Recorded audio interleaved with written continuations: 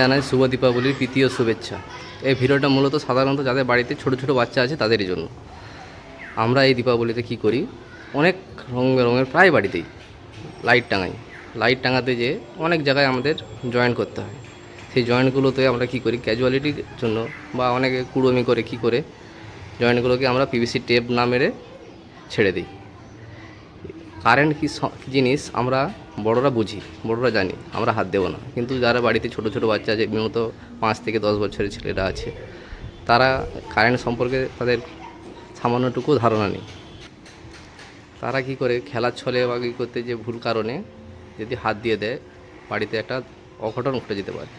তাই কারণে আমি বলবো, যারা বাড়িতে লাইট টাঙিয়েছেন বা করেছেন, জয়েন্টগুলোকে পিভিসি টেপ বা ছোটো বাচ্চাদের হাত না পায় নির্দিষ্ট দূরত্বে রাখার চেষ্টা করবেন। সবাই সাবধানে থাকবেন, বাড়ির ছোটো ছোটো বাচ্চাদের কারেন্টের হাত থেকে দূরে রাখবেন।